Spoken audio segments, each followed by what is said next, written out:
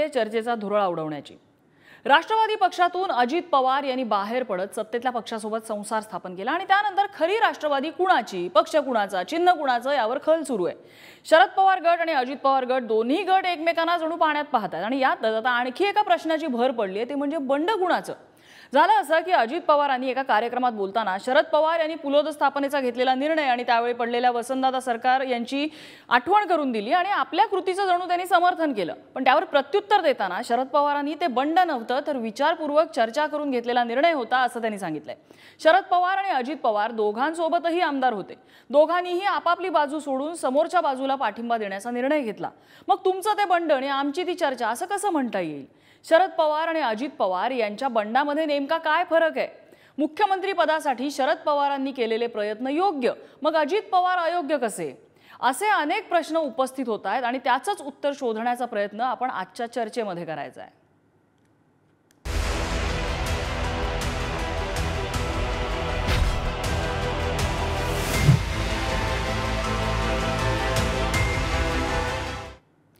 आणि याच संदर्भात चर्चेसाठी आपल्यासोबत सहभागी आहेत राष्ट्रवादी शरद पवार गटाचे महेश चव्हाण, राष्ट्रवादी अजित पवार गटाचे उमेश पाटील आहेत आणि या दोन्ही बाजूंपासून वेगळं राहून त्यांचं राजकारण बाहेरून पाहणारा एक पक्ष म्हणजे आम आदमी पक्षाचे प्रवक्ते धनंजय शिंदे आपल्यासोबत आहेत।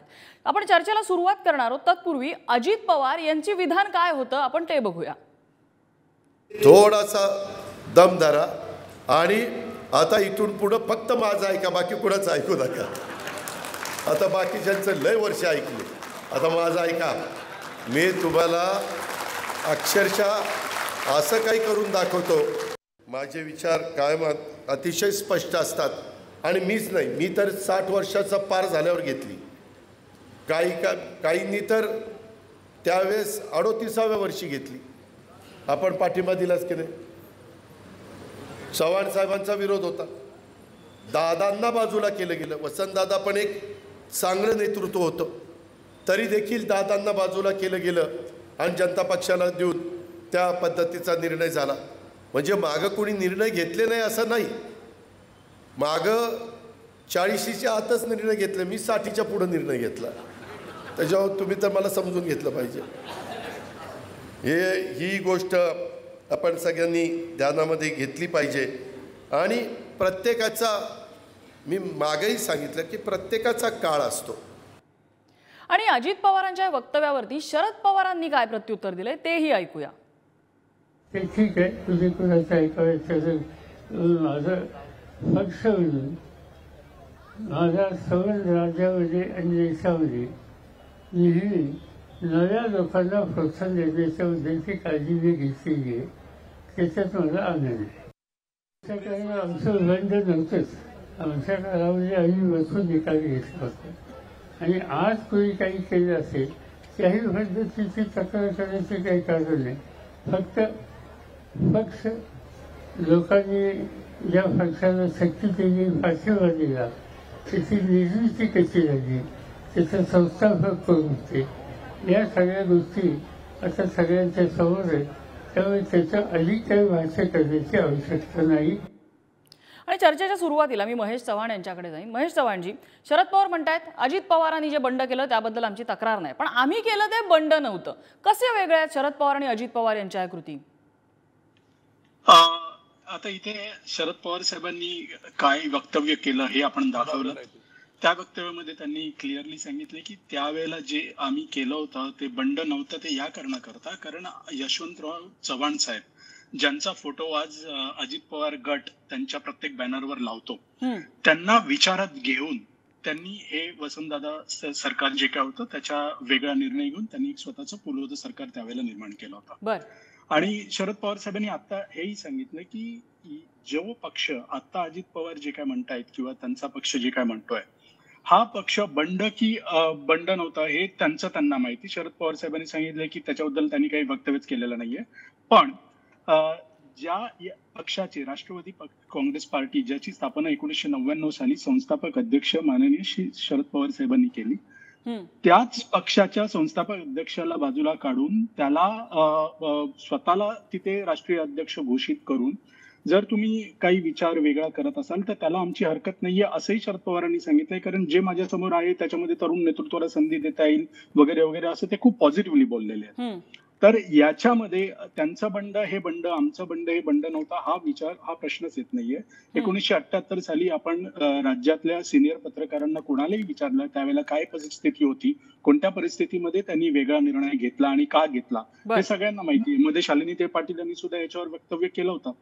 तर या सगळ्या गोष्टींचा विचार केला तर आज जे वक्तव्य केलं जातंय आणि मला असं वाटतंय की आपण जे केलं ते कसं योग्य आहे हे दाखवून देण्यासाठी अजित पवार साहेब कारण नसताना 1978 साली काय घडलं, कोणत्या परिस्थितीत घडलं त्याची आणि आजची तुलना करतायत, पण हे योग्य होणार नाही. आणि शेवटचं मला एक सांगायचं आहे की ते जर त्यांनी जे वक्तव्य केलं की 38व्या वर्षी नव्हे तर मी 60व्या वर्षी आज जे काही केलं, तर त्यांना असं म्हणायचं असेल की 38व्या वर्षी मॅच्युरिटी कमी असते पण 60व्या वर्षी जास्त मॅच्युरिटी असते म्हणून मी जे केलं ते थोडं मॅच्युअर्ड आहे असं जर त्यांना दाखवायचं असेल तर त्याच्यात मला असं म्हणायचंय की 60 वर्ष जी व्यक्ती शरद पवार साहेबांबरोबर राहिली इतक्या जवळ, त्यांच्या इतकी माझ्या मते दुसरी पार्टीमध्ये कोणती व्यक्ती त्यांच्या इतक्या जवळ नसावी, कारण ते स्वतः त्यांचे नातेवाईक होते.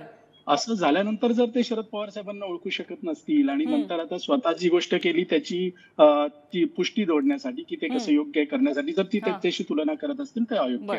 बरं, तुम्ही जसं म्हणता की शरद पवार साहेबांना ते ओळखू शकत नसतील असा जर दावा तुम्ही करताय, कदाचित ते शरद पवार साहेबांना ओळखले असतील आणि म्हणून कदाचित त्यांनी ही मूव घेतलेली असू शकते. अर्थात ते अजित पवारांनाच माहिती आहे, ते आपल्याला माहिती असू शकत नाही, त्यांची भूमिका काय आहे ते तेच सांगू शकतील.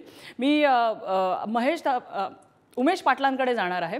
उमेश पाटील, आता महेश चव्हाण नेमकं काय म्हणाले तुम्ही ऐकलेलं आहे, तुम्हाला पटतंय अजित पवार आणि शरद पवार यांच्या कृतीमध्ये फरक दाखवण्याचा प्रयत्न केला जातोय, हा फरक आहे का? जर साम्य असेल तर कसं साम्य आहे? एक फरक तर नक्की आपल्याला त्या ठिकाणी सांगता येईल की पवार साहेबांनी जो काही निर्णय घेतला, मी त्याला बंड हा शब्द वापरणार नाही.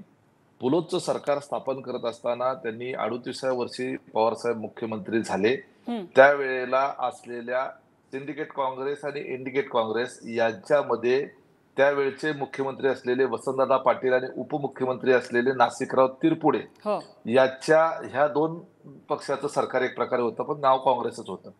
तर त्याच्यामध्ये त्यांच्यात मतभेद झाले आणि यशवंतराव चव्हाणांच्या जो ग्रुप होता तो म्हणजे पवार साहेबांचा होता आणि त्यांचा खच्चीकरण करण्याचा जे काही प्रकार महाराष्ट्रामध्ये चालला होता ह्या पार्श्वभूमीवर आणि नाशिकराव तिरपुडे यांच्या वेगळ्या पद्धतीच्या वर्तणुकीला कंटाळून एक वर्ग एकत्रित आला आणि त्यांनी मग हे सगळं पुलोचं सरकार स्थापन केलं. तो त्यावेळेच्या परिस्थितीमध्ये निर्माण झालेली जी परिस्थिती होती त्या अनुरूप त्यांनी तो निर्णय घेतला. त्यामुळं त्यालाही मी बंड म्हणणार नाही. आणि आज अजितदादांनी जो राष्ट्रवादी काँग्रेस पक्षाच्या अंतर्गत जो काही निर्णय घेतला, दादांच्या सोबत असलेले सगळे 43 आमदार, इतर विधान परिषदेचे आमदार आणि सगळ्या सहकार्यांनी पक्षातल्या पदाधिकाऱ्यांनी जो निर्णय घेतला हे सुद्धा बंड म्हणता येणार नाही.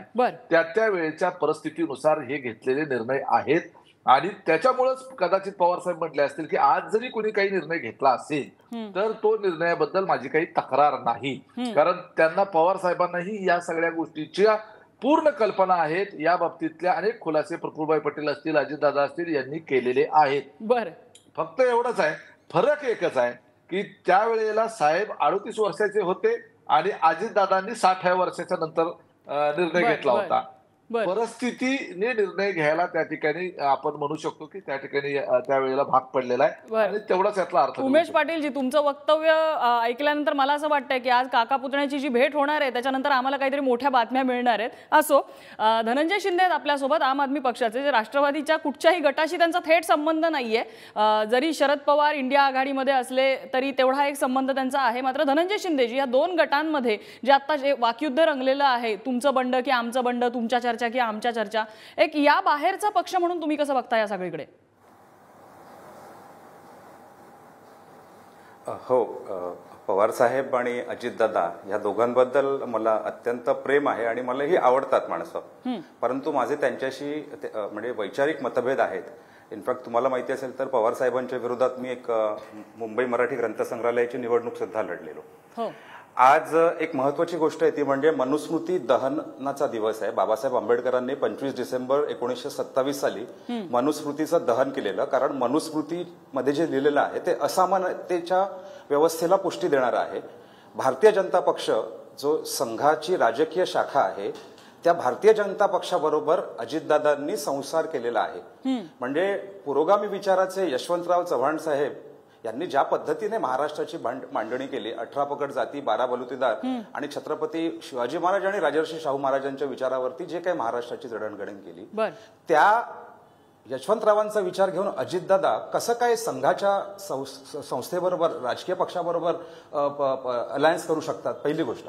दुसरी गोष्ट, पवारसाहेबांनी जे बंड केलं ते आणि आत्ता जे झालं ते सुद्धा बंड आहे, परंतु त्यावेळेस पवारसाहेब किंवा त्यांच्या सहकाऱ्यांच्या मागे कुठच्याही प्रकारची ईडीची चौकशी लागली नव्हती, सीबीआयची चौकशी लागलेली नव्हती, किंवा आपण ज्या पद्धतीने बघतोय म्हणजे भ्रष्टाचाराचं जे प्रकरण होतं अजितदादांच्या बद्दल, म्हणजे मोदी साहेबांनी 70,000 कोटीच्या भ्रष्टाचाराबद्दल भूमिका घेतली आणि नंतर 4 दिवसात ते जे काही एक्सटर्नल एजन्सीजच्या माध्यमातून दबाव आणला आणि मग दादा लगेच पलीकडच्या गटात जाऊन बसले.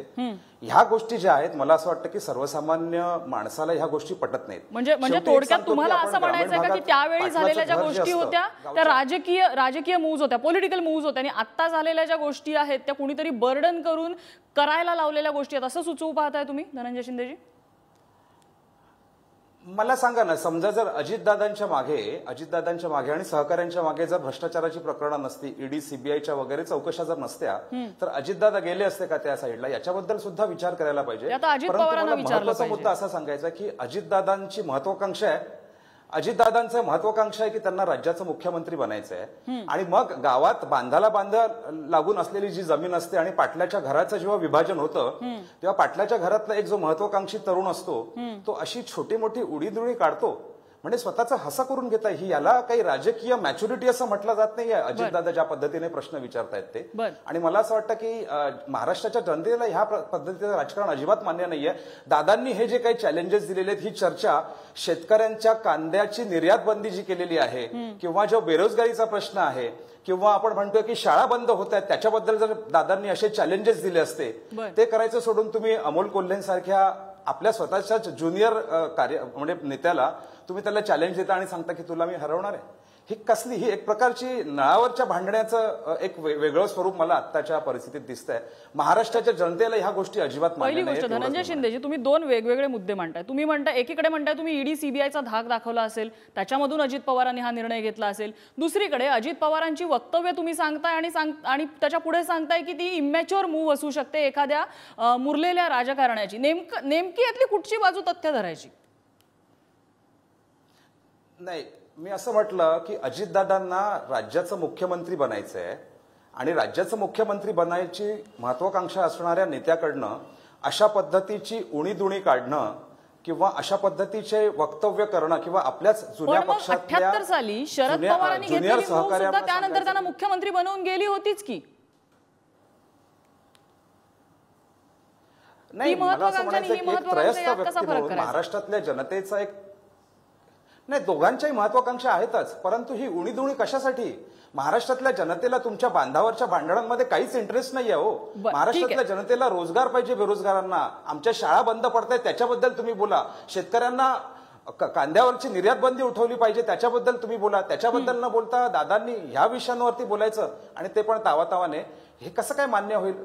दादांची पण आणि दोन्ही बंड हे बंडच असतं, हे मी मगाशी स्पष्ट केलेलं आहे. महेश चव्हाणजी, पहिली गोष्ट म्हणजे तुम्ही म्हणताय की हे बंड नव्हतं, त्यावेळेला जे घडलं ते आणि यावेळी याच्यामध्ये डिस्टिंक्टिव्ह फरक तुम्ही काय दाखवताय? कारण अजित पवार यांची मुख्यमंत्रीपदाची महत्वाकांक्षा असू शकते, शरद पवार यांची त्यावेळेला होतीच की त्यानंतर त्यांना मुख्यमंत्रीपद मिळालेलं आहे.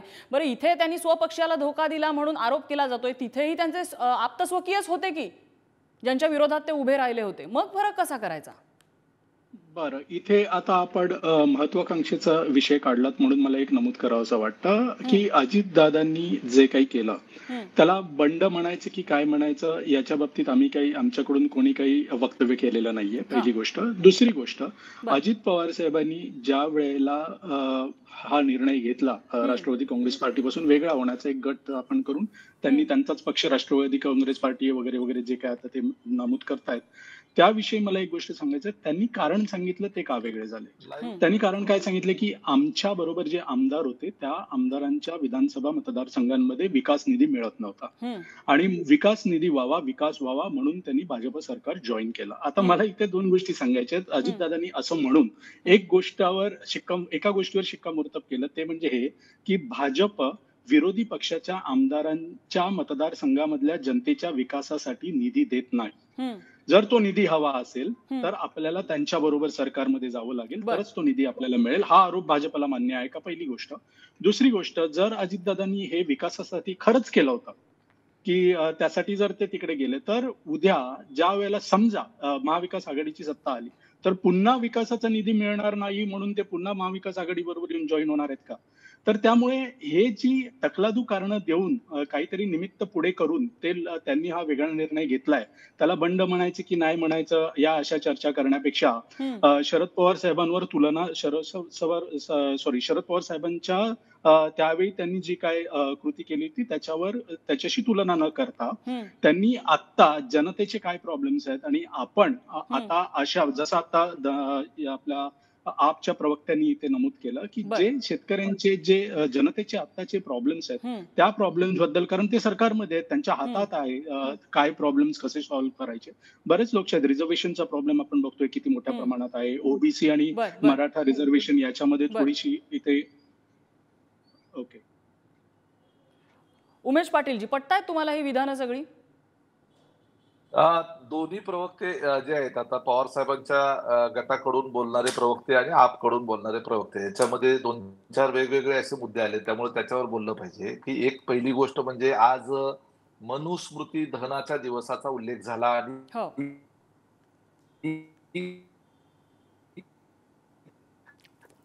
त्याचा संदर्भ घेऊन या पक्षाबरोबर जी हिंदुत्ववादी विचाराची, उजव्या विचाराची जी पार्टी आहे त्याच्याबरोबर आघाडी कशी काय केली, कसं काय जुळवून घेतलं वगैरे. आता एक गोष्ट मी स्पष्ट करतो की यापूर्वी अनेक प्रश्न, हे असेच प्रश्न जेव्हा फारुख अब्दुल्ला हे वाजपेयी सरकारच्या काळामध्ये त्यांच्याबरोबर मंत्री होते त्यावेळेला असा प्रश्न का नाही पडला. आज जे नितीश कुमार जे समाजवादी विचाराचे आहेत ते एकेकाळी भारतीय जनता पार्टीमध्ये त्यांच्याबरोबर रेल्वे मंत्री होते, ममता बॅनर्जी त्यांच्याबरोबर रेल्वे मंत्री होत्या. एवढंच काय, समाजवादी नेते म्हणून ओळखले जाणारे जॉर्ज फर्नांडिस हे एनडीएचे निमंत्रक होते. जे ते जरी भारतीय जनता पार्टी बरोबर असोसिएट झाले तरी या सगळ्या लोकांनी मायावती सकट सगळे, करुणानिधीपासून सगळे यांनी त्यांचं पुरोगामित्व किंवा सेक्युलरिझम सोडला होता का? आम्ही कुठं म्हणतोय की आम्ही भारतीय जनता पार्टीची विचारधारा स्वीकारली?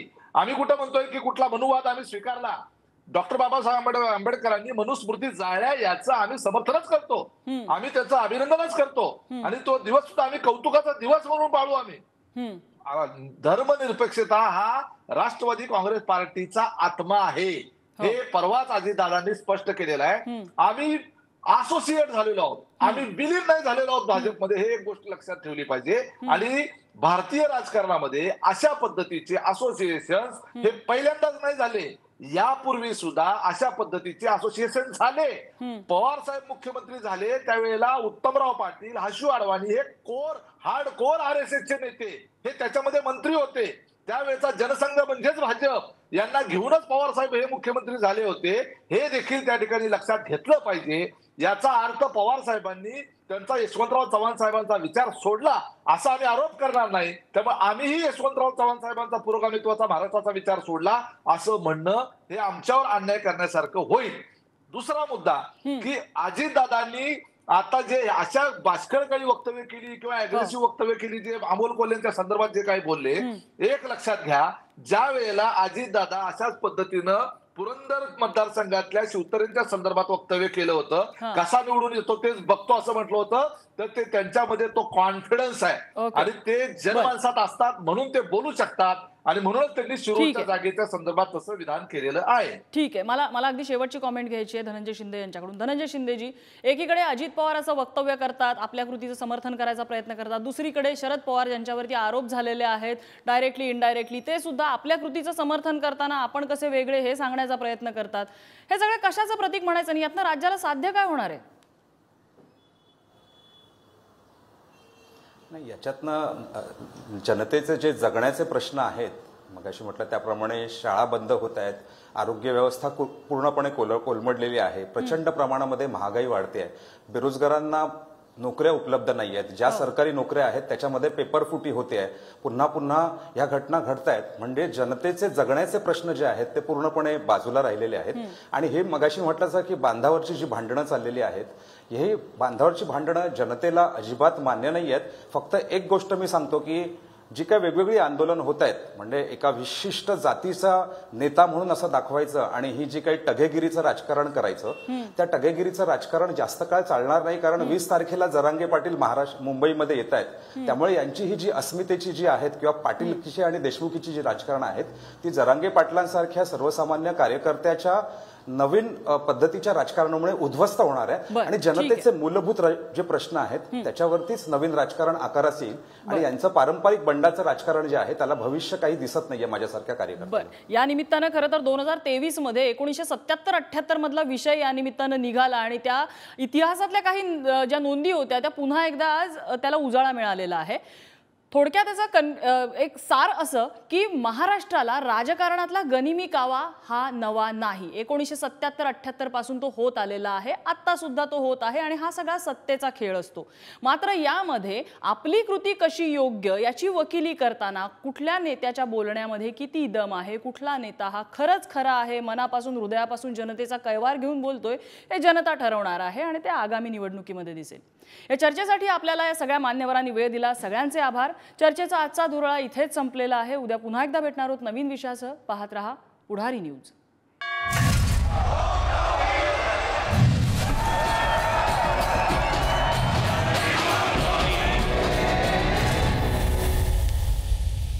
Thank you.